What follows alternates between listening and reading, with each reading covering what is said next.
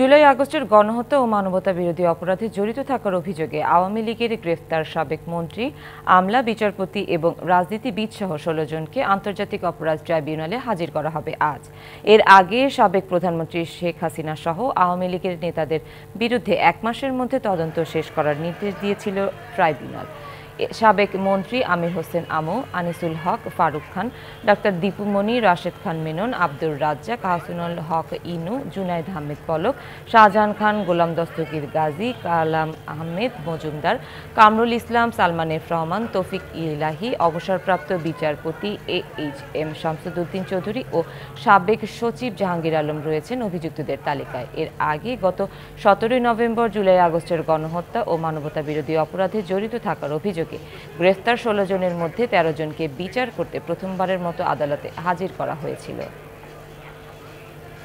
এই বিষয়ে বিস্তারিত জানাতে আন্তর্জাতিক অপরাধ ট্রাইব্যুনাল থেকে যুক্ত হচ্ছেন সহকর্মী অনিক ইকবাল। সরাসরি চলে যাচ্ছি তার কাছে। অনেক অভিযুক্তদের কখন আনা হবে বলে জানা গেছে, বিস্তারিত জানাবেন। সুনন্দা, জুলাই আগস্টে গণহত্যা আর মানবতা বিরোধী অপরাধে যে ১৬ জন গ্রেপ্তার রয়েছেন তাদেরকে কিন্তু বেলা ১১টা নাগাদ কিন্তু আন্তর্জাতিক অপরাধ ট্রাইব্যুনালে নিয়ে আসা হবে।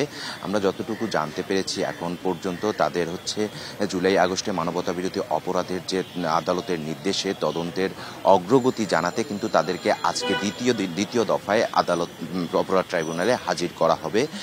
এর আগে কিন্তু ১৭ নভেম্বর ১৩ জনকে কিন্তু এই অপরাধ ট্রাইব্যুনালে হাজির করা হয়েছিল ও ৩ জন কিন্তু বাকি ছিলেন বিভিন্ন তাদের মামলা থাকায়, তাদের রিমান্ডে থাকায়, কেউ অসুস্থ থাকায় তাদেরকে কিন্তু আদালতে অপরাধ ট্রাইব্যুনালে নিয়ে আসা সম্ভব হয়নি।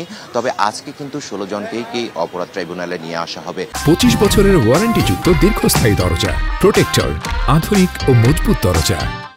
কাশিমপুর কারাগারে কয়েকজন রয়েছেন, কেরানীগঞ্জে কয়েকজন রয়েছেন এবং নারায়ণগঞ্জে একজন রয়েছেন। তাদেরকে কিন্তু বেলা ১১টা নাগাদ আদালত অপরাধ ট্রাইব্যুনালে নিয়ে আসা হবে। তাদেরকে নিয়ে অপরাধ ট্রাইব্যুনালের চারদিকে কিন্তু নিরাপত্তার ব্যবস্থা জোরদার করা হয়েছে। আইন শৃঙ্খলা বাহিনী যাতে কোনো ধরনের অপ্রীতিকর ঘটনা না ঘটে সেসব বিষয় নিয়েও কিন্তু তৎপর রয়েছেন।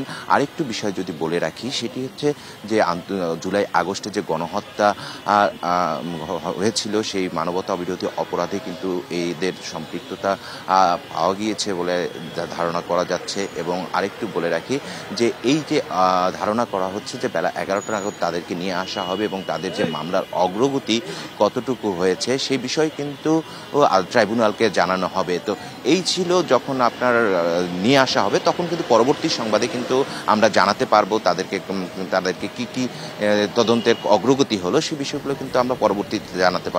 এই ছিল আমার কাছে আন্তর্জাতিক অপরাধ ট্রাইব্যুনাল থেকে সবশেষ অবস্থা। সুনন্দা। অনেক ইকবাল, ধন্যবাদ আমাদের সাথে যুক্ত হওয়ার জন্য।